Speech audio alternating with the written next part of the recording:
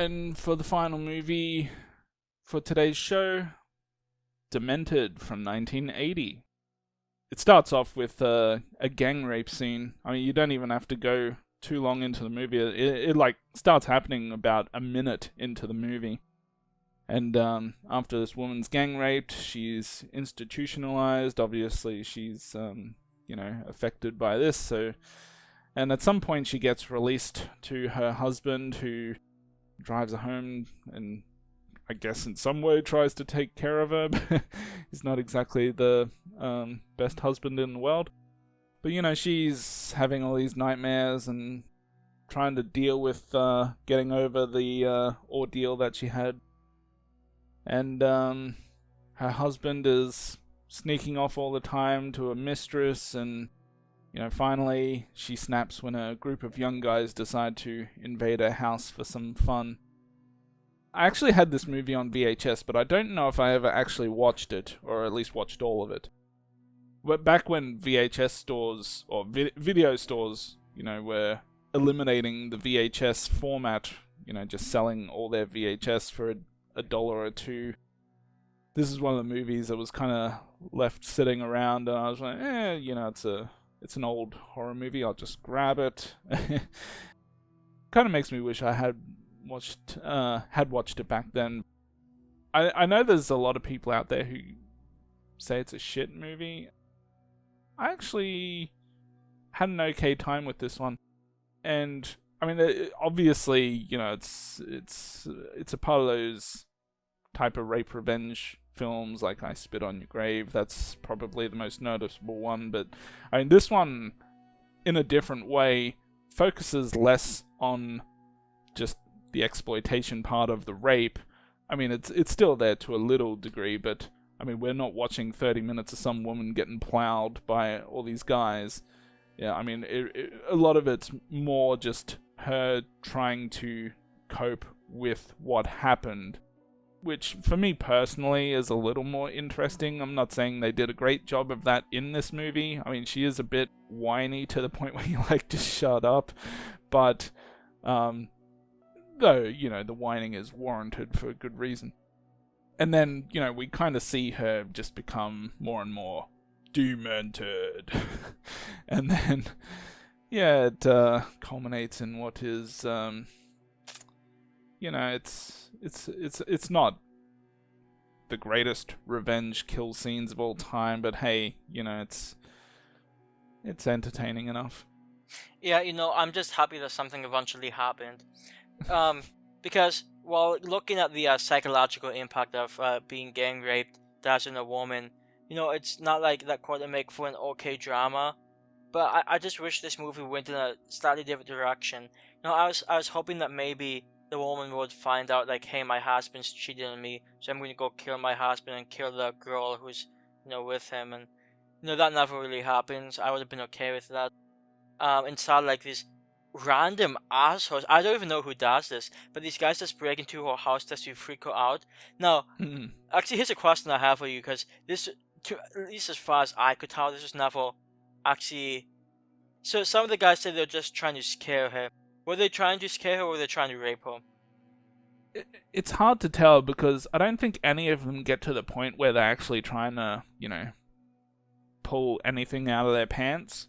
But I mean, there are moments where they jump on her like they're about to do that, but I guess it depends on what their definition of fun is. Is their definition of fun just pretending like that's what they wanted to do, and were they only just going to that extent where they get on top of her?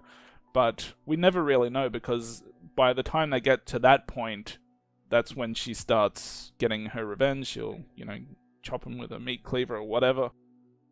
Obviously, there's some points during those final scenes where she's encouraging them to, have sex with her. And at that point, then you could say, okay, that wasn't their intent initially, but now because she's saying it's okay, they're kind of going with it. So I feel like because it never really gets to that point, I feel like they probably were just having fun, like pretty sick fun, but Yeah, because if you know a woman just went through an experience like this, and your idea of fun is, hey, let's go into a house tonight to like really fuck with her. Like, talk about some of the biggest asses you can imagine. mm, But at least it led to like a few okay, I would just say like scary scenes. But this movie, since it focuses more on like the psychological aspect of things, there's a somewhat of a lack of like what you think of like typically horror movie scenes. yeah. And a few times it pops up, like, I think the first time, like, which I actually thought was sort of funny, but, the woman's looking in the mirror and she has a hallucination of a guy standing up and he's has a Yeah. stupid smile on his face. Which, I get it's terrifying, she just went through a horrible experience, but that guy's smile just cracked me up. And so, when these guys are breaking into the house, it's sort of spooky, like these guys in masks, one's like wearing a jester costume, it's has potential, but for most of it, like when the sister came over and when the woman's talking to the doctor about her husband not being there for her. I mean, I was just bored. Like I didn't come to watch some movie about some sad woman being sad. Like which could come across as insensitive, but it just didn't have enough, I guess, meat in it for me to be interested. And I'm not going to say the ending was great. It was, in a way, it was almost a bit goofy, the way like she went like so over the top insane. But it was sort of fun, and at least it gave a bit of oomph at the end. I mean, if not for the ending, this would have been like a really iffy movie. And I'm not even sure if the ending is good enough to make up for like all the tediousness in the beginning. But I guess it's to each their own situation, because I don't even think the movie's horrible. I just wish there was a bit more to it. I'm a bit of a sucker for the freeze frame endings. Like, I mean, this one obviously has it, and there's other movies like Prom Night kind of has it. Sweet 16 has it. Does it Sleepaway Camp have the freeze frame?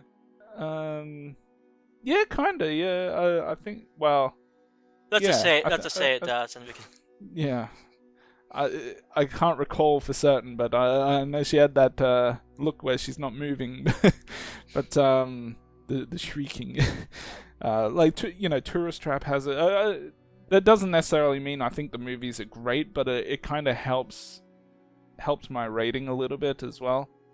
So yeah, I enjoy the freeze frame ending. So if you know if you come across any other like older movies with freeze frame endings, swing them my way.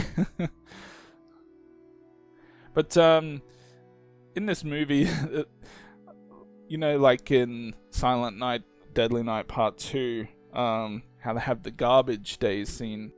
Now, they got a scene in this movie which isn't quite to that level of greatness, but when she's out checking the mail, the assholes who she does end up getting her revenge on at the end, when she's like taking stuff out of the mailbox, one of the guys just like, mailbox. Like,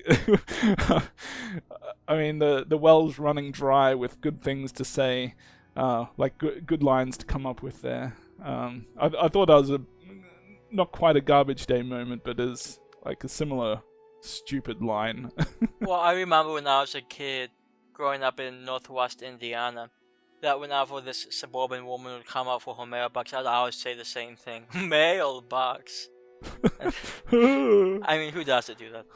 Yeah. And while we're on the topic of that scene, it's noticeably sped up a little bit, which is just, like, I don't know why, but, like, normally when a director speeds up the frame rate a little bit, it's usually like a fight scene or something, something to make it look like something's even more action-packed than it really is. I mean, do you really need guys throwing around a football and saying mailbox, like in a faster frame rate? I mean, I don't really understand it. Yeah, and if there's one thing I don't understand, like, it's the husband's relationship with, I think her name is Carol. She's played by some woman named Catherine Clayton, who like has literally been in nothing else. Carol's a pretty attractive young woman, but like she keeps asking for money. Like she asks for like over the course of like a week like $2,000. Like, are you fucking joking? Like I get it, she's beautiful, but he's paying so much money just to see her, wearing these skimpy clothing and sleep with her. Like, I just don't know if it's worth it. But then again, I'm not like a rich doctor, so this guy being a rich doctor, maybe he has those luxuries. Yeah, probably. Yeah, I mean, she was pretty attractive, and to be honest, even his wife ain't that bad. Yeah, she has a style to her. Yeah, and she's got a good rack, which helps for me.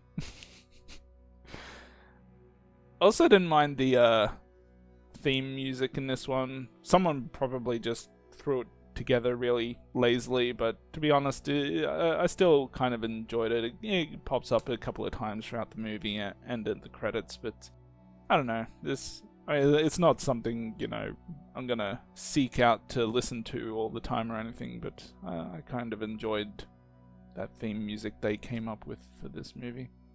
Well, I mean, at least they tried to do something for it. I mean, because otherwise, I mean, like you said, it's like I Spit in Your Grave is probably the most well-known rape revenge movie. This one doesn't compete by any means. Although I think it does, but well, I think I guess for me, I am happy that so the rape scene in this movie was like you said, it took place like a minute and a half into the movie. It's like very quick. It's also like maybe a 50-second scene, which I'm somewhat grateful for. I did it with another I Spit on Your Grave. yeah. Those scenes are hard to watch anyway. Well, I think you don't I mean, I Spit on Your Grave is what it is, but I don't necessarily think you need to see 30 minutes of rape just to be disgusted by what they do. Yeah, so I'm happy that they sort of capped it a little more, I guess you could say. I mean, there's some nudity, so it's not like it's PG, but I'm happy they restrained themselves a bit. I just wish the sections afterwards, up to like the last 30 minutes, like there are some interesting things there, like from a psychological perspective, and like I sort of enjoyed like the doctor character saying, "Hey, your husband sucks." Well, he never said that, but he should have. I mean, it's not like he didn't know. I mean, that doctor character is actually a pretty good guy. The scene where he like goes out with a gun to the kid. Now, I mean, that guy's going all out. I appreciate him. I just wish there was more in this movie that I got enjoyment from, as opposed like if the whole movie was something closer to like the feeling of the last 30 minutes, I might have had a better time with it. But I guess, what do you think? Well, let me put it this way: is this movie better or worse than I Spit in Your Grave? I think it's just like everyone's got their thing that they enjoy, and so I'm not necessarily going to say, hey, it's a better made movie. But I personally did enjoy this a little bit more than I Spit on Your Grave, and I think solely because, well, a couple of things, and these are things that I've already mentioned. At least I sort of enjoyed the theme music to this one. I don't recall any or what the music was in I Spit on Your Grave. There's a couple of decently attractive women in the movie, which kind of helps. Nothing against Camille Keaton, but I didn't. I mean, it's hard to think that way when you're watching her getting plowed by multiple guys in the movie in such a terrible way. But I guess the one thing I Spit on Your Grave has going for it is, the revenge she gets on them is a little more gruesome than what's in this. But to be honest, I don't necessarily need that type of or that level of kill scenes in a movie to enjoy a movie. And like I said, the freeze frame ending, I'm a sucker for a freeze frame ending. So even in my own personal taste, I'm not saying it's way better than I Spit on Your Grave, but I did enjoy it just a little bit more. Yes. You are hoping for me to say no, I Spit on Your Grave's better. No, I am. No, I don't have quite the same opinion, mainly because, I guess, long story short, once you get past the, like, was it 40 minutes of rape scenes in the beginning of the movie, Like the revenge parts, obviously a lot more classic might not be the right word, but I mean, a lot of people recognize, like, hey, the bathtub scene, and even they may not even be necessarily explicit. And to be fair, I also think the character in the movie makes some mistakes. Like, the more I think about it, I definitely probably would not have recommended that she go after the mentally challenged guy. So it rubs me the wrong way. But in this movie, at least I wasn't.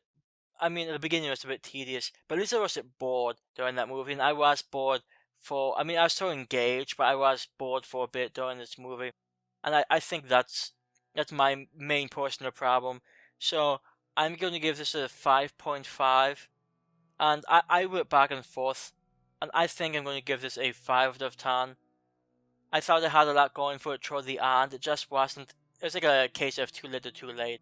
Like, if it had been like the last 40, 50 minutes, I would have been okay with it. But it's just like the last 30 minutes, and I enjoyed it, but I wish there was more. So I feel like a 5 out of 10. I feel like that's a fair rating for this movie, which is Mm. still better than a lot of other people gave it. So keep that in mind. Yeah, well, I was much like when we were talking about the Banana Splits movie, and I was struggling between a 6 and a 7. I kind of had the same struggle with this one, but like I said, I'm a sucker for the freeze frame endings, so I think that helps tip me to a 7. But yeah, for a good portion of the movie, I was thinking a 6. So it's it's right around there for me. But yeah, 7 out of 10 for all the reasons that I've talked about. Just kind of one other small thing. There's a scene earlier on in the movie where she just gets back home. She's going to pick some fruit from the garden, and she opens the door, and the gardener's there holding the hand rake or whatever you want to call it. And the funny thing is, I was thinking, what possible reason could there be for the gardener to be in that pose where he's got the garden rake held up like he's about to hit someone with it? I mean, I guess it's a kind of writing you get from, like, when you get the incredible melting man to write your movie. I mean, that's the kind of scenes you're gonna get, I guess. Yeah, that's the standards that you can come to expect.